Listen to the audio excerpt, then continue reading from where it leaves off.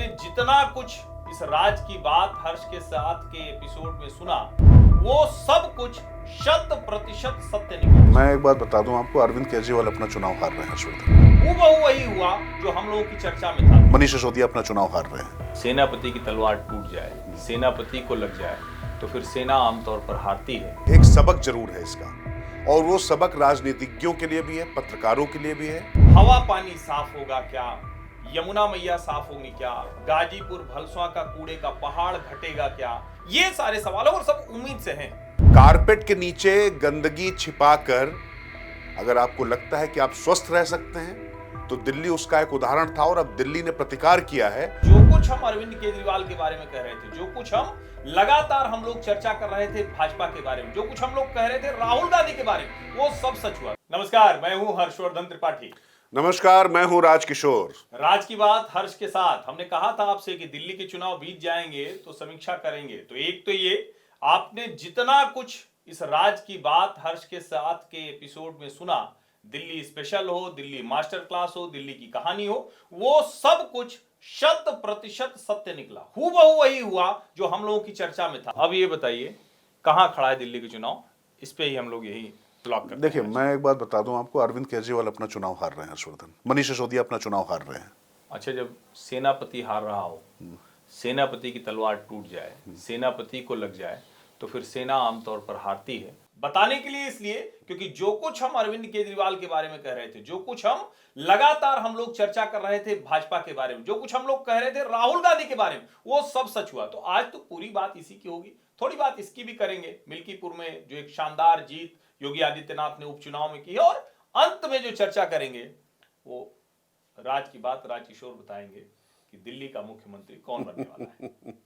चलिए, उस पर तो आखिरी में आएंगे, लेकिन पहले जो हर्षवर्धन हुआ है दिल्ली में, इसमें किसी को बहुत खुश या दुखी होने की जरूरत नहीं है, लेकिन एक सबक जरूर है इसका, और वो सबक राजनीतिज्ञों के लिए भी है, पत्रकारों के लिए भी है, और जनता को जनार्दन क्यों कहा जाता है और क्यों वो सबक सिखाना जानती है, ये दिल्ली का नतीजा उसका सबसे बड़ा उदाहरण है। सबसे बड़ी बात आप समझ लीजिए, आप किसी को मूर्ख कब तक बना सकते हैं, पहला सवाल ये।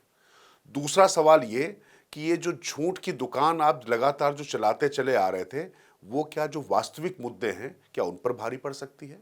कारपेट के नीचे गंदगी छिपाकर अगर आपको लगता है कि आप स्वस्थ रह सकते हैं, तो दिल्ली उसका एक उदाहरण था और अब दिल्ली ने प्रतिकार किया है, और जो कारपेट के नीचे जो सड़ांध और जो बजबजाहट पैदा हो गई थी, उसको दूर करने का एक प्रयास है। लेकिन इसके साथ भारतीय जनता पार्टी के लिए एक और बड़ा सबक है।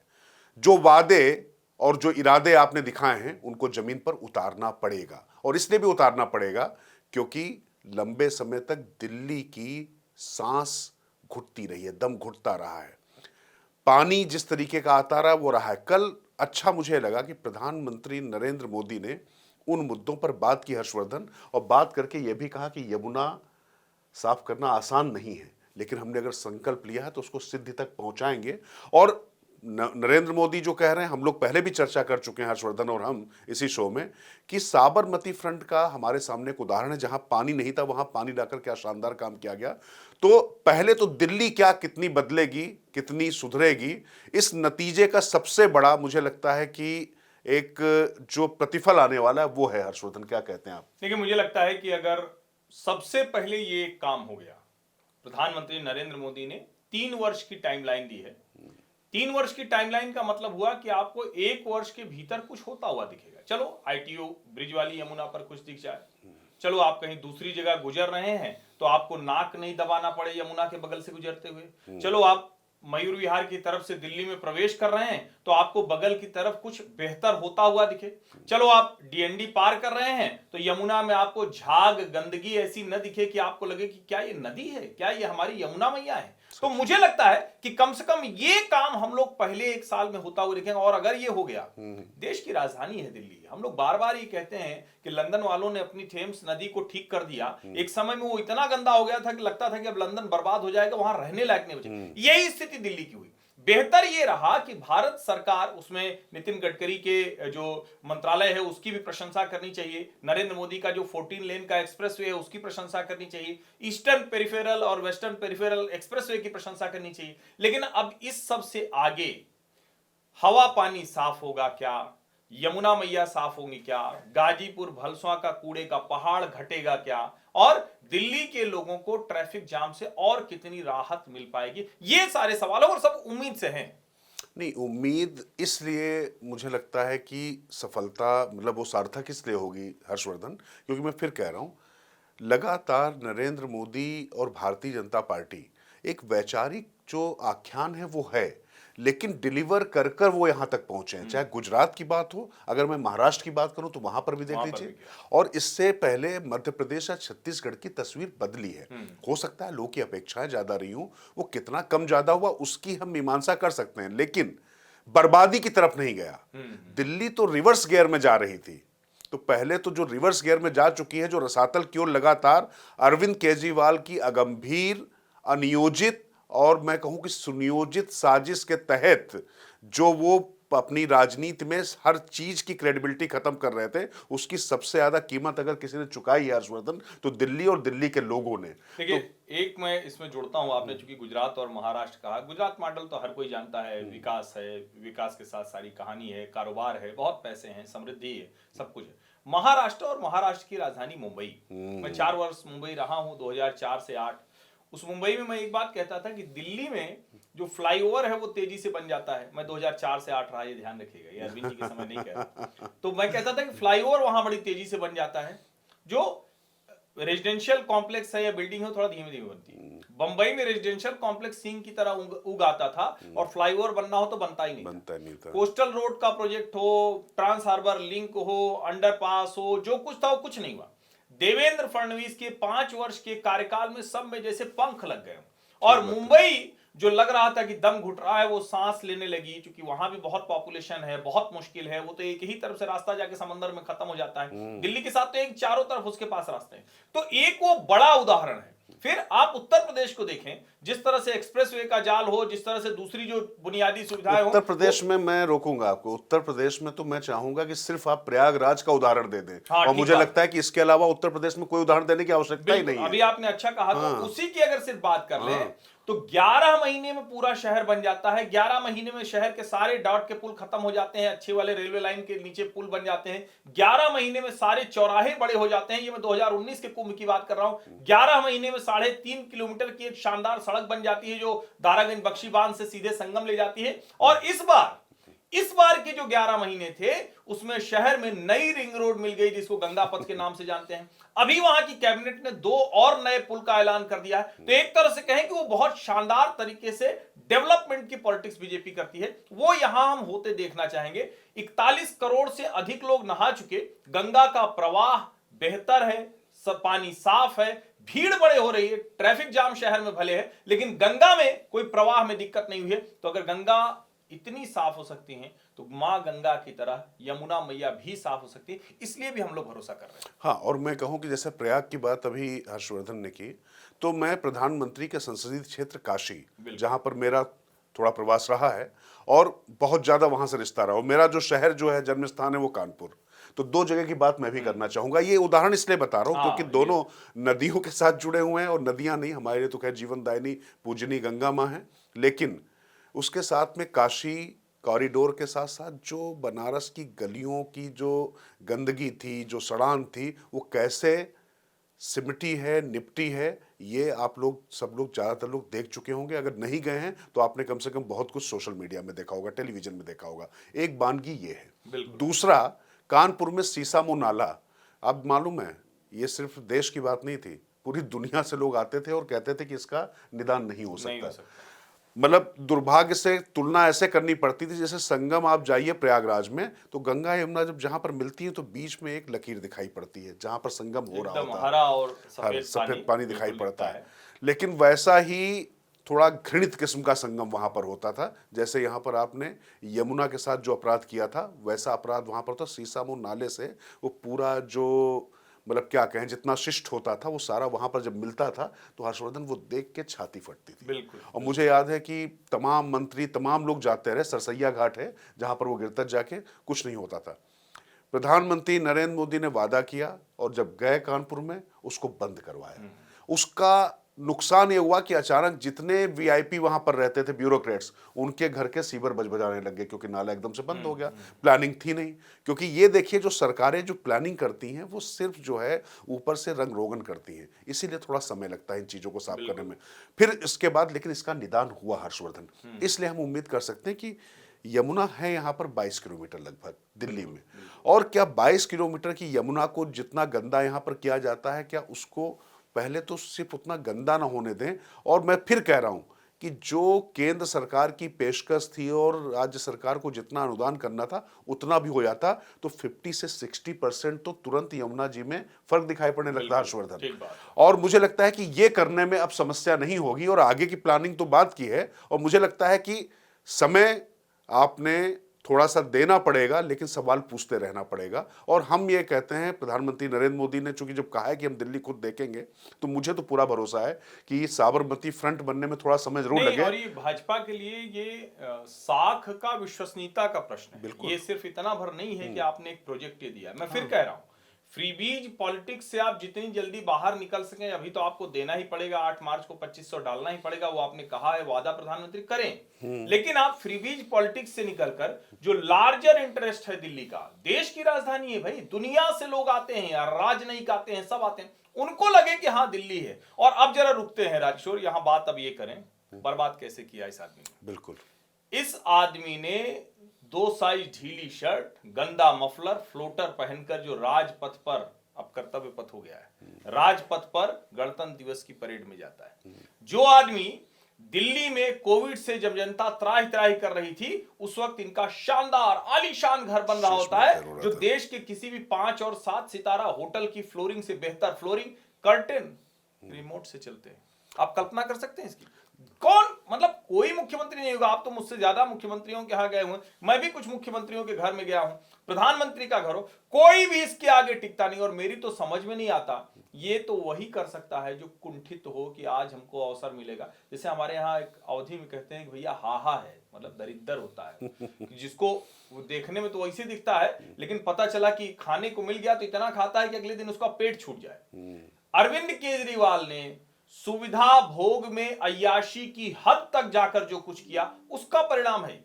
ये सिर्फ इतना भर नहीं कि यमुना मैया को साफ नहीं किया, क्योंकि उनकी प्राथमिकताएं अलग थी। एलजी रोक देता था, कहता था ना अच्छा काम ना करो, लेकिन एलजी नहीं रोक पाया उनका आलीशान बंगला बनने से। एलजी रोक देता था ना यमुना को साफ ना करो, कूड़े का पहाड़ ना हटाओ, लेकिन एलजी ने उनको वैगन आर से एमजी ग्लोस्टर पर जाने से नहीं रोका। एलजी रोक देता था कि दिल्ली के लोगों के लिए कुछ बेहतर ना करो, लेकिन उनके लिए जो कुछ भी होना है वो 5 स्टार से लेके दुनिया भर में घूमने से लेकर गोवा के चुनाव की कहानियां सबको पता है, पंजाब की सबको पता है। एक मुख्यमंत्री अपना हवाई जहाज लेकर खड़ा रहता था कि केजरीवाल जी यहां से वहां जाएंगे। ऐसी इस सुविधा भोगी, इस तरह के व्यक्ति के लिए दिल्ली ने क्रांति चुनी थी। इसके लिए कहा था कि चलो हम सारी पार्टियों को हटाएंगे, एक नई पार्टी को देखेंगे। मुझे लगता है दिल्ली की साख, आंदोलन की साख, ईमानदारी की साख, राजनीतिक शुचिता की साख, राजनीतिक नैतिकता की साख, इन सब को अरविंद केजरीवाल ने मैली यमुना में अंदर ले जाकर धंसा दिया,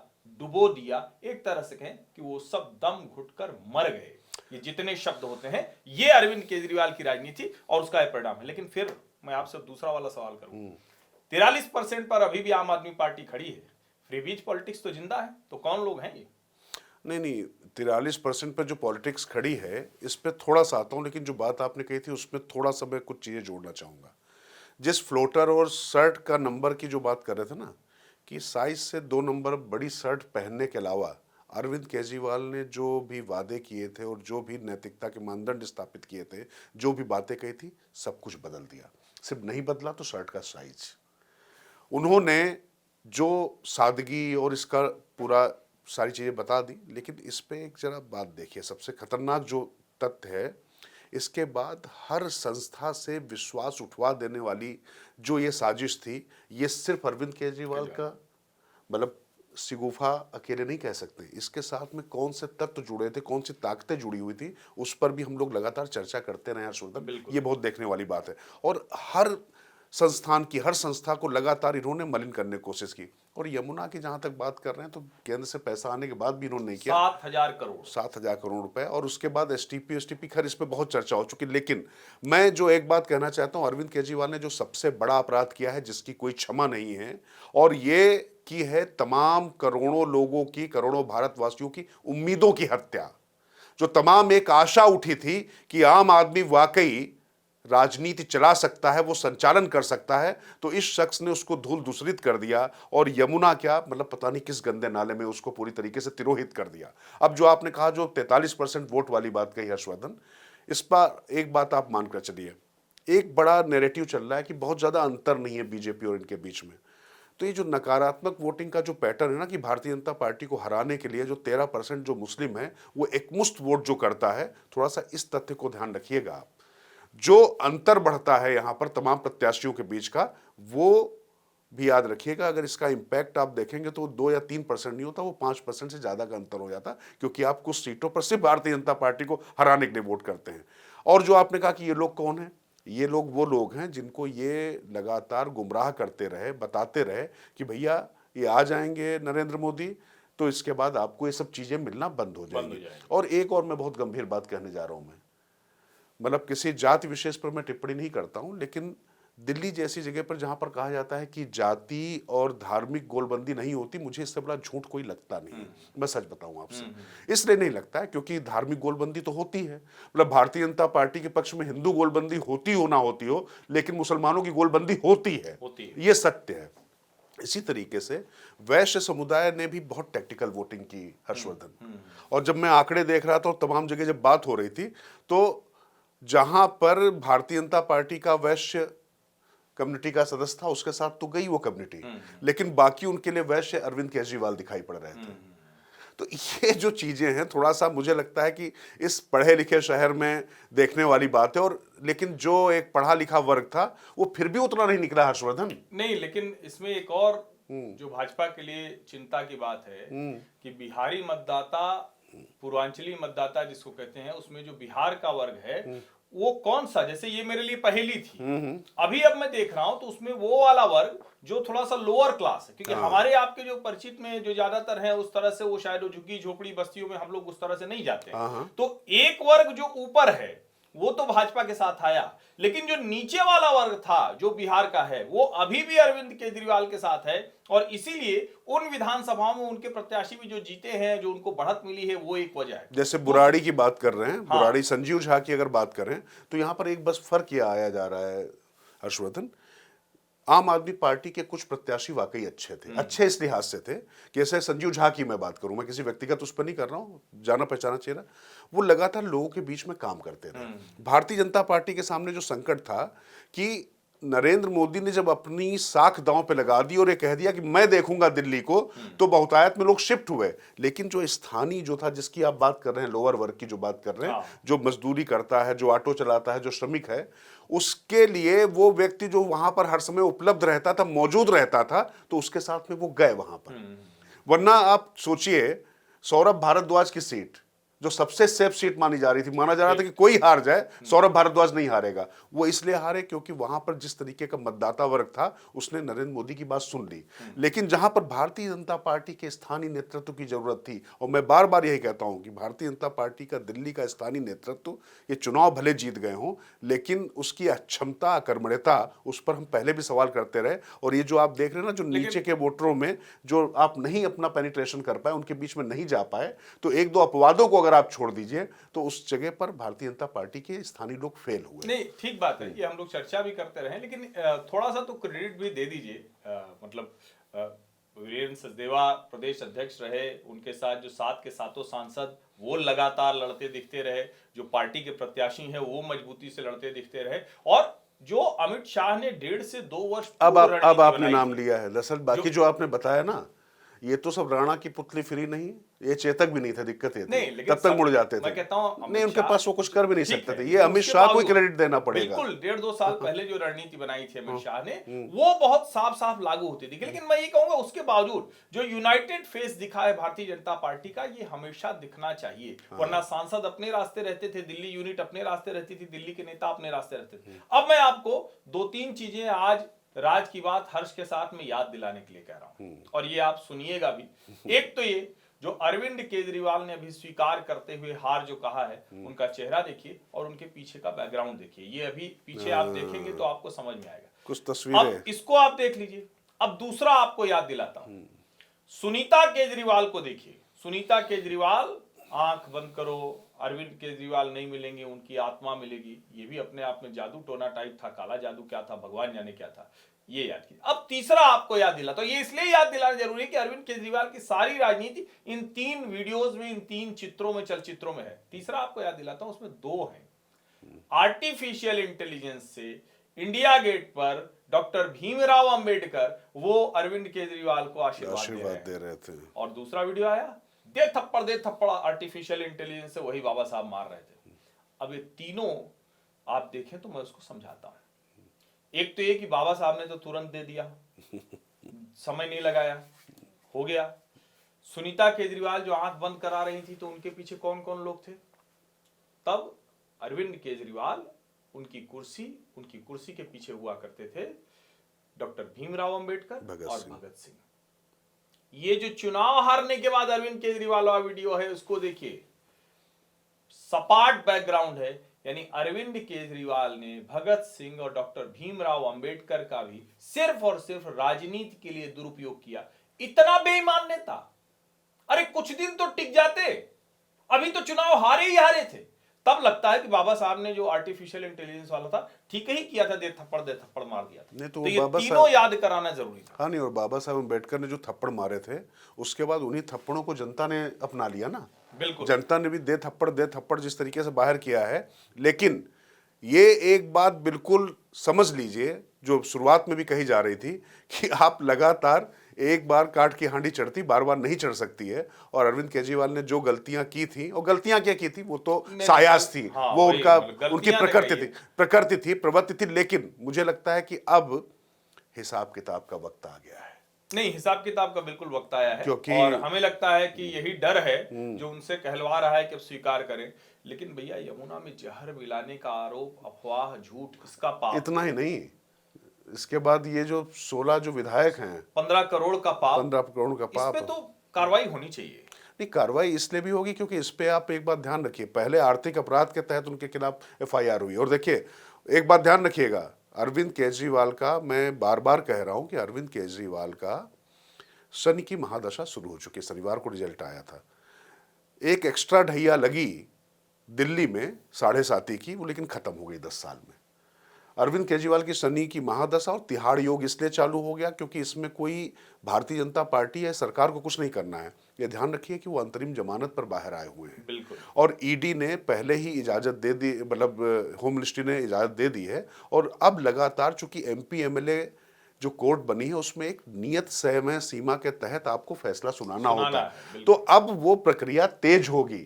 तो इसका मतलब यह है कि जो बैरक है तिहाड़ की, जो भी बैरक हो, 1 नंबर थी ना शायद, तो वहां पे आखिर तुम्हें आना है। 1 नंबर में था, 4 में था, 3 में था, सारी बैरकें इनके लिए रिजर्व थी। अच्छा, और आप देखिए, नहीं, पर अब इस बार जो बैरक होंगी ना, तब इनकी सरकार की बैरक थी, अब इनकी सरकार नहीं है। ये ध्यान रखना। जो वहां पर जो मसाज कैबिनेट पूरी हो जाती, मसाज सेवा फ्री थी ना, नहीं, वो सब मान लीजिए कि वो सब नहीं आपस हो में गया। भी कर सकते हैं, तो ये भी सुविधा रहेगी। कई लोग जाएंगे तो वो भी तो हो सकता है ना, भाई दिक्कत है। नहीं, तो मुझे लगता है कि ज्यादा उनको सहयोगी वहां नहीं मिलेंगे। लेकिन जो जिसको अरविंद केजरीवाल हमेशा कहते आ रहे थे, और मतलब क्या कहते थे, कट्टर ईमानदार, ये तो मतलब जनता ने साबित कर दिया कि बेईमान है। क्योंकि अगर चुनाव उनको जिताती तब ना। फिर दूसरा, उन्होंने कहा कि नरेंद्र मोदी चाहे जितने जन्म ले ले फिर आना पड़ेगा। अब नरेंद्र मोदी को दूसरा जन्म कम से कम इस आदमी को हराने के लिए तो नहीं लेना पड़ेगा। अब वो अपना जो भी होगा वो।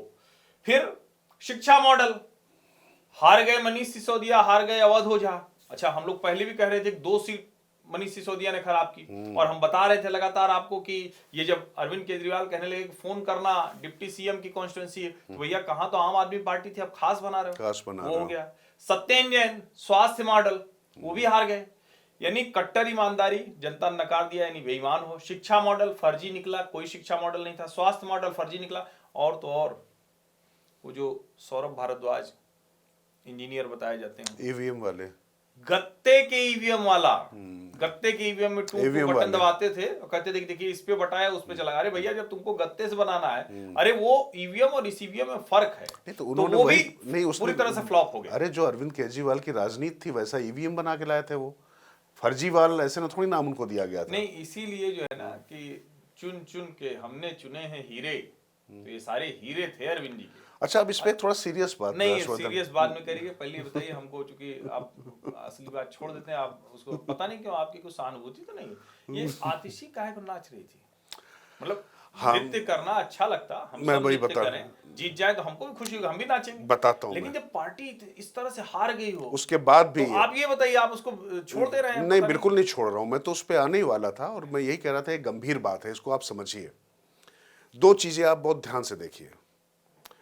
अगर आतिशी मार लेना जब वहां पर यूं यूं करके विराट कोहली की तरह, अगर आपको लग रहा है वर्ल्ड कप जीतने के बाद अगर वो वहां पर प्रदर्शन कर रही है, सुन लीजिए। आतिशी ही बोलिए, पता नहीं मार लेना है सिंह है, अभी तक कंफ्यूजन है। चलिए अभी मार लेना कर देते आतिशी हैं। बोल दीजिए। अच्छा आतिशी बोलते हैं, अच्छा ठीक है भाई, मैं नहीं जानता, मैं तो मतलब, लेकिन ये कोई उनका जो आक्रोश या जो विजय या जो क्षोभ था, ये रमेश विधूड़ी के बयानों के खिलाफ नहीं थी। ये जैसे ही मुख्यमंत्री बनने के बाद खड़ा हो मुख्यमंत्री का तमगा सौरभ भारद्वाज ने उनको दिया और लगातार उस लेडी को अपमानित करते रहे अरविंद केजरीवाल। ऐसे कोई अर्दली और पीछे गनर भी नहीं खड़ा होता है, वो सिर हिलाने के अलावा और मुस्कुराने के अलावा या रोने के अलावा आतिशी मार लेना का कोई इस्तेमाल इस चुनाव में नहीं किया गया। जबकि सब लोग जब अंदर चले गए थे तो आतिशी मार लेना ही सब कुछ संभाले हुई थी। इसीलिए जब वो जीती हैं तो अब देखिए अरविंद हार गए, मनीष हार गए, तो कहते हैं ना आम, तो अरविंद, आतिशी, मनीष, तो अरविंद और मनीष तो निकल लिए। अब जीती आतिशी। अब जब आतिशी जीती तो वो बता रही थी कि आप लोगों ने हमें अंडर एस्टिमेट किया, लेकिन मैं ही जीत के निकली कालका जी से, है ना। और आप सबने पूरी तरीके से हमको खड़ा हूं मुख्यमंत्री, देखो ये अपमानित करने वाला था पूरी तरीके से डिमीन। और लगातार अरविंद केजरीवाल घूमते रहे, कहते रहे मैं ही मुख्यमंत्री बनूंगा, मैं ही मुख्यमंत्री बनूंगा। यार ऐसे कौन अपमानित करता है? उस कुर्सी पे भी नहीं बैठने दिया गया उस लेडी को। और अगर कोई कहता है कि आतिशी मान लेना वाकई वहां भारत बन गई थी, तो ये जरा बॉडी लैंग्वेज जरा देखिए और सोचिए। अरविंद केजरीवाल की पॉलिटिक्स का एक और पहलू, कह रहे हैं कि वो जो नृत्य था वो अपने ही लोग को संदेश था, वो अरविंद को चढ़ाने के लिए। अरविंद और मनीष इन्हीं लोग को संदेश था कि तुम भाग गए, तुम भाग गए, लेकिन कुल मिलाकर देखो जीती मैं। चलिए तो फिर एक और बताइए आप। नहीं इस पर एक चीज आपको बता दूं पूरी तरीके से, अरविंद केजरीवाल और ये जो आतिशी मार लेना की जो चीजें थी, चलिए पहले आप सवाल ही पूछ लीजिए नहीं तो भूल जाएंगे आप। नहीं सवाल यही है कि अब आतिशी नेता विपक्ष बनेगी या नहीं बनेगी? मुझे लगता है कि वही सूट करेंगी आम आदमी पार्टी को। कारण जानते हैं क्या है? कितना भी हो जाए गोपाल राय हैं वरिष्ठ, और गोपाल राय पॉलिटिकल आदमी है। जिस समय आतिशी मार लेना बनी थी मुख्यमंत्री, तो माना जा रहा था कि गोपाल राय शायद बनेंगे। सौरभ भारद्वाज का भी कुछ लोगों ने नाम चलाया था, लेकिन गोपाल राय की संभावना। लेकिन उस समय मालूम है आम आदमी पार्टी के अंदर रहते हुए एक नेता ने मुझसे कहा कि देखो संजय सिंह और गोपाल राय, ये दो लोग तो नहीं बना सकते अरविंद केजरीवाल, क्योंकि दोनों ही पॉलिटिकल लोग हैं। संजय सिंह तो गायब हो गए, आपको मिले क्या? नहीं अब संजय सिंह तो हम तो नहीं खोज पाए। हम तो वही सुने थे कि जब वो गए थे सुबह सुबह तो पता चला, तो हमको सूत्रों ने बताया कि वो एसीबी ने जो सवाल पूछा उसका जवाब लिखवाने गए। नहीं वो एसीबी ने जो सवाल लिखा, जवाब लिखा, अरविंद केजरीवाल ने तो सबको ही मरवा दिया ना। खुद तो भाई सबसे बाद में जेल में गया, लेकिन धीरे धीरे करके सबको भिजवा दिया। पहले मनीष अंदर जाएगा, सत्येंद्र जैन अंदर जाएगा, उसके बाद संजय सिंह को गिरफ्तार करने वाली है, फिर खुद की गिरफ्तारी का नंबर आया। तो लोग ये जान गए हैं कि तिहाड़ में इस बार अरविंद केजरीवाल सरकार नहीं है। और कुल मिला के संजय सिंह ने भी एसीबी को लेकर जो एसीबी के सामने जाकर ड्रामा किया है, और मैं फिर कह रहा हूं जो एसीबी वाला मामला बहुत सीरियस मामला है। मजाक की बात नहीं, क्योंकि 15 करोड़ रुपए आप तुरंत इस तरीके से बता दे रहे हैं और आप सहयोग करने को तैयार नहीं है। और संजय सिंह भाई ठीक है, बहुत बुलंद आवाज है, काफी चीख लेते हैं, चिल्ला लेते हैं, अरविंद केजरीवाल के समर्थन में खड़े हो लेते हैं, लेकिन कुल मिलाकर उनके समर्थन में कौन खड़ा होगा? नहीं कोई खड़ा हुआ भी नहीं था। और मैं तो कह रहा हूँ पहले वाला 20 करोड़ अरविंद खाए या मनीष खाए, क्योंकि तब भी तो बताए थे ना कि भारतीय जनता पार्टी। अच्छा एक चीज बताइए ना, ये जो 15 करोड़ में जो 16 लोग जिनसे कॉन्टेक्ट किया था, उनमें से कितने गए हैं अंदर, मतलब विधानसभा में? पहुंच नहीं पाए हैं, नहीं पहुंच पाए, पहुंचे हो तो बात अलग। नहीं लिस्ट भी नहीं दी थी ना कि मैच कर पाते, लेकिन 2 लोगों का जो देखा था तो सबके लिए संकट ही हो गया है। अच्छा तो मतलब वो लिस्ट आई नहीं भाई। अच्छा ले लिए होते पैसा अगर मिल ही रहा था तो कम से कम विधायक न सही 16 करोड़ के व्यक्ति तो होते, 15 करोड़ के व्यक्ति होते हैं। इतनी बेईमानी करेंगे लोग, अभी मान नहीं रहे हैं। ना मानेंगे अच्छा, तो नहीं। उसमें एक लाइन बोली, मुझे तो लगा क्या करें कि हम लोग सत्ता के लिए तो आए नहीं, सुख सुविधा भोगने के लिए आए नहीं। जैसे वो कहते हैं हम आंख बंद करते हैं सब दिखने लगता है साफ साफ। अच्छा, आपने सत्ता सुख सुविधा की जो बात की ना, तो उसी का एक चीज मैं बता रहा था। हरभजन सिंह है, सांसद बने हैं ना, राज्यसभा से। उनको मकान नहीं मिला है। अच्छा। उनके मकान में भी अरविंद केजरीवाल ने कब्जा कर रखा, बोले आप 5 स्टार होटल में रहो। ओह। समझिए ना। नहीं, और और ये सुनिए, एनडी गुप्ता, सुशील गुप्ता, हाँ। इनके मकान में एक में वो रह रहे हैं, एक में उनके माता पिता, और एक में विभव। अरे अब ये जो बात मैं कह रहा हूं, सुनिए जरा, मैं थोड़ा सा बार बार एक चीज कह रहा हूं कि स्त्री किसी भी समाज की मर्यादा रेखा होती है, जिसका कोई उल्लंघन करता है उसको उसकी कीमत चुकानी पड़ती है। स्वाति मालीवाल का इन लोगों ने बहुत मजाक उड़ाया। पॉलिटिकल लड़ाई अगर उनको लग रहा था थी तो करते, लेकिन विभव जो उस पर हमले का आरोपी है, उसको चीफ एडवाइजर बनाकर उसको जेट सिक्योरिटी देना, अपने सांसद को बाहर निकालकर उसको घर दे देना, ये जो अरविंद केजरीवाल जिस तरीके की नई राजनीति कर रहे थे, ये दरअसल असली चेहरा अरविंद केजरीवाल का जनता ने जो भापा उसका जवाब दिया है हर्षवर्धन। और ये जो आतिशी ने जो ये दिखाया है ना, तो आतिशी को ये तो समझ में आ गया था ना कि भविष्य में मैं कब स्वाति मालीवाल हो जाऊं। जो आप कह रहे थे ना, मैं कह रहा था ये बहुत गंभीर है, क्योंकि आतिशी को ये तो समझ में आ ही गया था कि ठीक है भाई, वोट अरविंद केजरीवाल के इर्द गिर्द ही सब घूमता है, मिला है, वहां तक तो ठीक है चीजें। लेकिन अगर कल को मैं थोड़ा सा भी आवाज यहां पर उठाऊंगी तो मेरा तो वही हाल हो जाएगा भाई। जब आप देख लीजिए, योगेंद्र यादव, प्रशांत भूषण, कुमार विश्वास, प्रोफेसर आनंद कुमार, पूरी फहरिस्त है ना ऐसे लोग की। और तो और जाने दो अन्ना हजारे। अब अन्ना हजारे कह रहे हैं कि हमने कहा था शराब ले डूबी। हाँ, शराब की थोड़ा सा तो बात रही गई ना। नहीं, वो मुझे बोतलें लगता है जो थी, अब वो शराब वगैरह छोड़ देनी चाहिए। क्यों, उसी में तो क्योंकि अंदर जाना है। मुझे दूसरे वाले की अब बात करनी है। आप सब बात कर ले गए, फिर वही हो गया। अरे भाई, कांग्रेस भी पार्टी है। अच्छा, आप गजब कर दिए, इतनी मतलब 0-0-0 6 बार हो गया तो आप बात भी नहीं करेंगे। तो उनका कोई नुकसान कहाँ हुआ? अरे तो नुकसान मतलब क्या? 2% के फायदे में है। तो परसेंट पे वो चलेगी पार्टी? कोई कमीशन है क्या कि 2% ज्यादा मिल गया तो खुश हो यही गए? करिए ना। तो आप सोचिए कि जिस पार्टी की नेत्री प्रियंका गांधी से 9:30 बजे जब सवाल पूछा जा रहा है, 9:30-10 बजे, अरे तो कह रही कि मैंने नतीजे देखे नहीं देखे है। नहीं। अरे भैया, मेरे पास फोन आ रहा है सिलीगुड़ी से, मैं सिलीगुड़ी नाम बता रहा हूँ। भैया क्या चल रहा है, ये अभी बदलेगा कि नहीं बदलेगा? हम बैठे हुए थे टीवी पे, तो ये फोन आ रहा। और आपके पास तो सिंगापुर से भी आया होगा, आपने उसको छिपा लिया। नहीं, सिंगापुर से बाद में आया। चलिए खैर, लेकिन मैं आपको बता रहा हूं, सोचिए, मतलब ये परिहास की बात नहीं है। आप सोचिए कि कांग्रेस का नेतृत्व किन लोगों के हाथ में है, हर्षवर्धन। और राहुल गांधी पहले तो आए बड़ी देर से, और जब आए तो उसके बाद उनकी बहन जो हैं वो उनसे भी बहुत आगे दिखाई पड़ रही, कह रही कि हमें पता ही नहीं कि हमने दिल्ली के नतीजे नहीं देखे। तो कांग्रेस का एक कार्यकर्ता वहां पर था, आपको बताऊं, मतलब प्रवक्ता नाम नहीं लेना ठीक होगा, बेचारे की नौकरी चली जाएगी। वो कह रहा यार, मर गए सुबह शाम तक हम लोग, और ये कह रही कि हमको नतीजे नहीं पता है। तो आप सोचिए कि ऐसी पार्टी के कार्यकर्ताओं का क्या हो सकता है। तो इसलिए आप कह रहे हैं वो चर्चा करने को तैयार नहीं। हम कितनी चर्चा करें? एक बार आप हमको डांट दिए थे कि भाई कांग्रेस सोचने को तैयार नहीं, आप कांग्रेस की चिंता में दुबले हुए जा रहे हैं। अब आज आप कांग्रेस की चिंता कर रहे हैं, हर्षवर्धन। तो कह रहे हैं थोड़ा वो भी है, मतलब पार्टी अच्छा, है। कहाँ है बताओ ना? हैट्रिक हो गई है भाई, डबल हैट्रिक हुई है, आप अंडर एस्टिमेट मत कीजिए। हाँ, डबल हैट्रिक। लोकसभा 3 बार लोकसभा, अच्छा, 3 बार विधानसभा। इतनी निरंतरता कहाँ से लाते हैं ये लोग? कंसिस्टेंसी। कंसिस्टेंट। राहुल जी की कांग्रेस है। आप मजाक, आप यही दिक्कत, आप पुरानी वाली कांग्रेस समझ रहे हैं। ये राहुल जी की कांग्रेस है, इसमें कंसिस्टेंसी लगातार है। तो अच्छा, एक बात है, निरंतरता दोनों तरफ है। एक मोदी शाह की कांग्रेस है, हाँ, उसमें भी निरंतरता है। मोदी शाह की भाजपा, और एक, हाँ, भाजपा, सॉरी, मोदी शाह की भाजपा।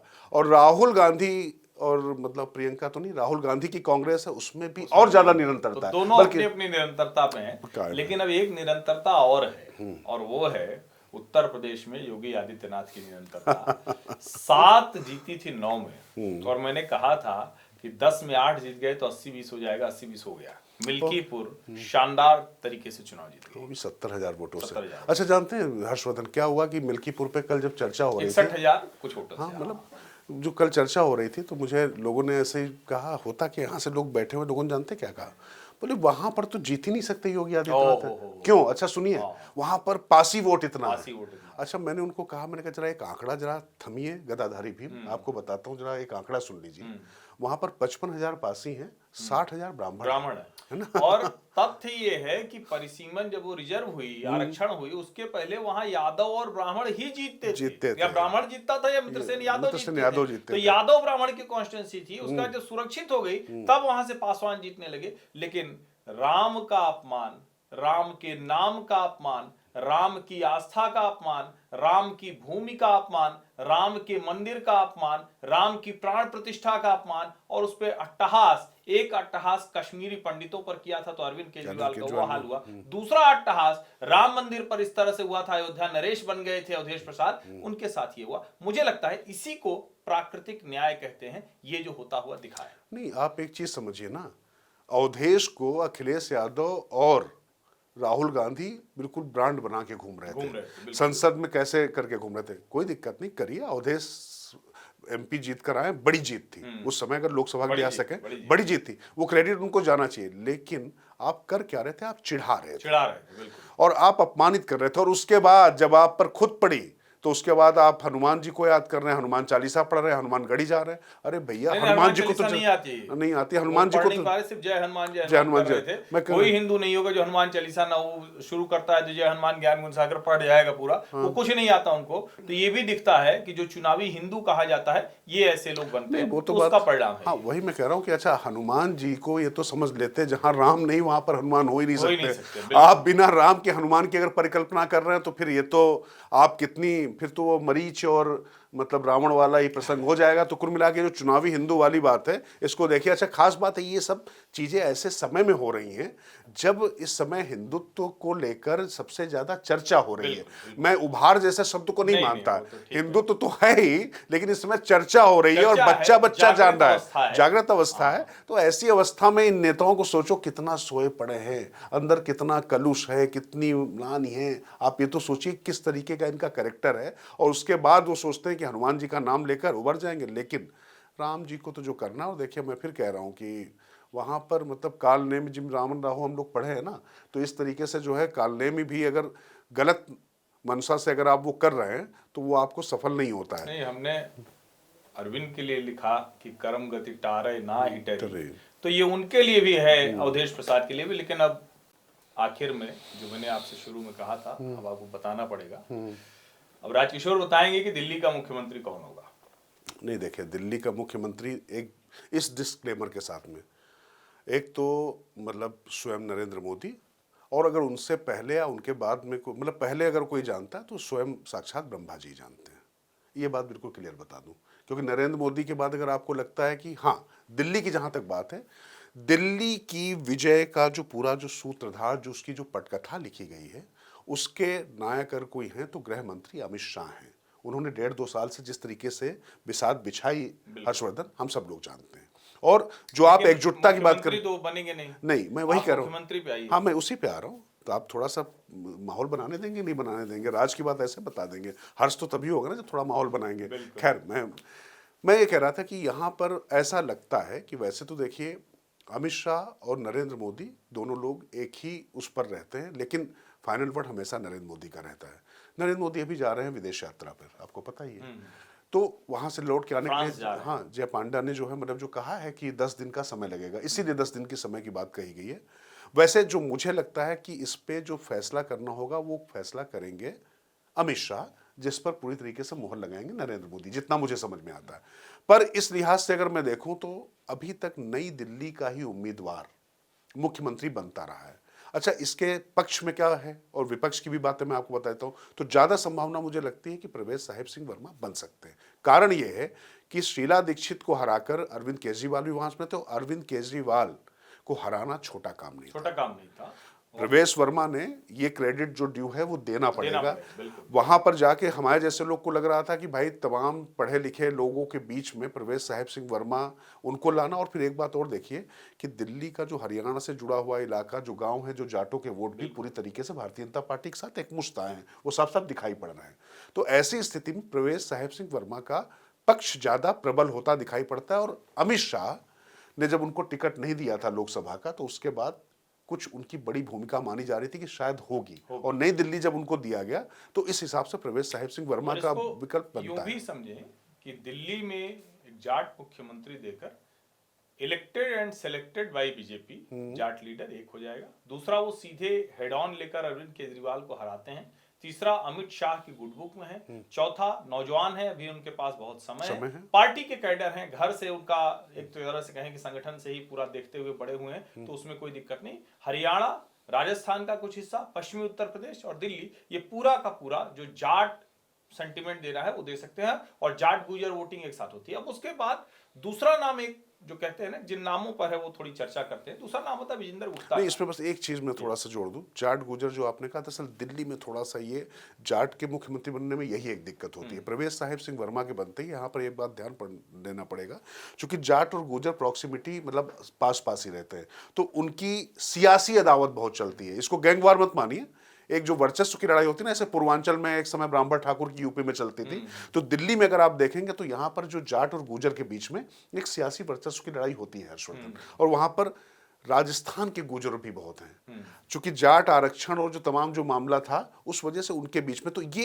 एक जो मैं कह रहा था ना कि ये चीज उनके खिलाफ भी जाती है कि इस समीकरण को देखा जाएगा क्या। लेकिन देखिए, दिल्ली कॉस्मोपॉलिटन सिटी है, यहां पर जिनके बीच में मैसेज देना है वो देना है, लेकिन यहां पर अब आज की तारीख में उस तरीके से डेमोग्राफी रही भी नहीं कि जाट गुजर पंजाबी या बनिया सिर्फ नहीं है। आज की तारीख में पूर्वांचली भी बहुत ज्यादा हैं, और उत्तराखंडी तो बहुत ज्यादा है, पहाड़ के लोग भी बहुत ज्यादा हैं यहाँ पर। तो इसलिए मुझे लगता है कि ये प्रवेश साहिब सिंह वर्मा का पक्ष प्रबल होता है। उसके बाद आप जो विजेंद्र गुप्ता की बात करें, तब आप बात करें। विजेंद्र गुप्ता, क्योंकि विजेंद्र गुप्ता उस वक्त भी जीतते रहे जब पार्टी हारती रही। अब विपक्ष के नेता भी बने जब 3 लोग जीते, उसके नेता हैं, अखिल भारतीय विद्यार्थी परिषद का बैकग्राउंड है और यहाँ आकर खड़े हैं, तो उनका नाम भी एक मजबूत नाम होगा। हाँ, विजेंद्र गुप्ता का नाम मजबूत है और वो भी पसंद किए जाते हैं। अमित शाह को वो भी गुड बुक में माने जाते हैं। लेकिन इसमें एक नाम और है, अगर वैश्य समुदाय की बात आती है तो एक तो रेखा गुप्ता महिला भी हैं, वो भी मजबूत घराने से आती हैं, मतलब संघ के दृष्टिकोण से अगर देखा जाए।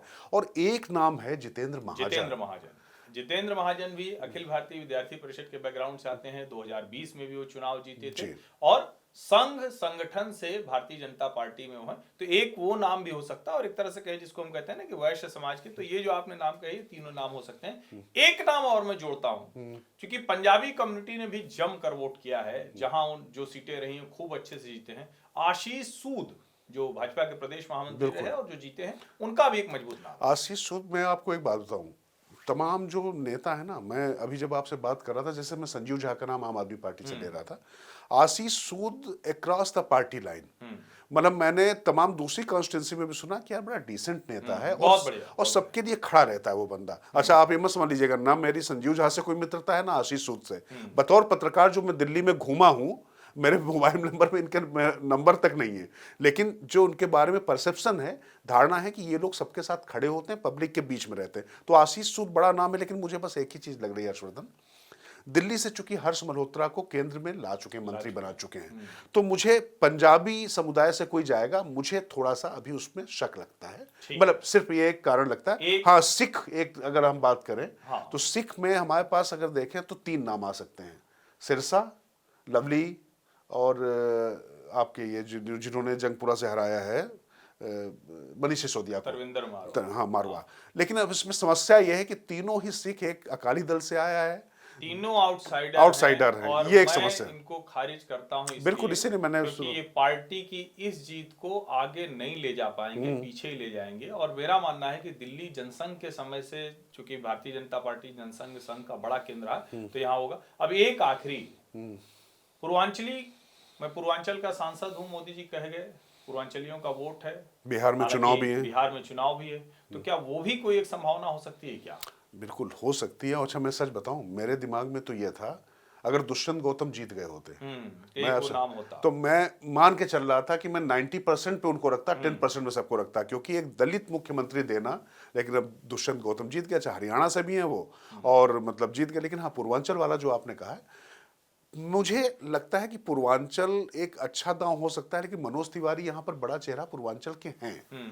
अब आज की उनको अध्यक्ष बनाया ही गया था, पर ऐसी स्थिति में दिल्ली में मुख्यमंत्री बनाकर बिहार में आप कोई संदेश दे देंगे? कोई मतलब उसका मुझे मतलब ऐसा नहीं है। और लगता मेरा नहीं। ये मानना है कि जहां जो है वहीं के हिसाब से तय होना चाहिए, इसलिए कि आपको बिहार में चुनाव लड़ना है इसके लिए तो वो कोई मतलब नहीं, वहां लड़ाइए वहां बाकी जिताइए। दो और तो चलने की, ब्राह्मण ठाकुर जैसे मोहन सिंह बिष्ट का बड़ा नाम एक चल रहा है, सतीश उपाध्याय का भी सतीश नाम। उपाध्याय का नाम भी हाँ चल रहा है। लेकिन देखिए, राजस्थान में भजनलाल शर्मा है, बिल्कुल पड़ोसी राज्य है। हाँ मैं देवेंद्र फडणवीस और हिमंत बिश्व शर्मा की बात भी नहीं कर रहा हूँ, वो बिल्कुल अलग अलग। दूरी पर है। लेकिन पड़ोस में ही आपके पास एक भजनलाल शर्मा है, और मोहन सिंह बिष्ट भी मुझे थोड़ा इसलिए मुश्किल लगता है। उधर धामी है, वो भी ठाकुर हैं, और यहाँ पर वो भी बिष्ट ही हैं। हाँ। अजय सिंह बिष्ट मतलब योगी आदित्यनाथ जो उनका पूरा नाम है। तो मुझे लगता है कि वैसे मोहन सिंह बिष्ट अच्छा नाम है अगर उस तरीके से देखा जाए पार्टी के लिहाज से।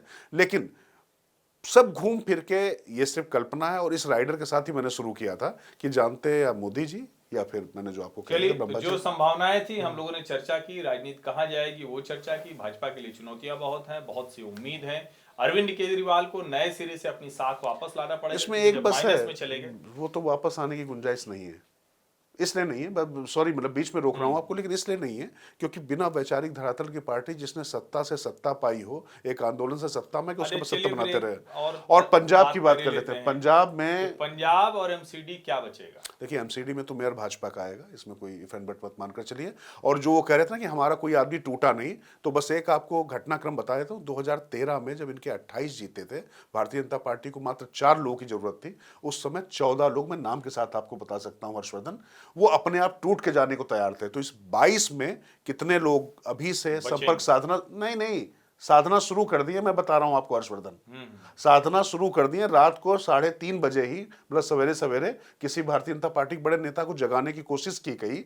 लेकिन अभी भारतीय जनता पार्टी ने तय ये किया है कि उनको पार्टी के अंदर ही निपटने दो। ये जनता ने बड़ी जीत दी है, जो काम दिए हैं बिल्कुल। उसको इस तरीके की चीजें नहीं करनी है। और पंजाब में उड़ता पंजाब कब हो जाएगा पता नहीं, आप मान कर चलिए जिस तरीके से पंजाब के लोगों की, उनके संसाधनों पर भगवंत सिंह मान को भी अरविंद केजरीवाल ने फंसा दिया है, जिस तरीके से उनसे तमाम जगह विज्ञापनों में पैसा लगवाया और तमाम फैसले करवाए हैं, तो वो एक बड़ी समस्या है भगवंत मान के लिए। मान भी अपनी खाल बचाएंगे हर्षवर्धन, बस मैं ये कह रहा हूँ। चलिए, इसी के साथ आज की ये चर्चा समाप्त करते हैं। बहुत बहुत धन्यवाद। नमस्कार।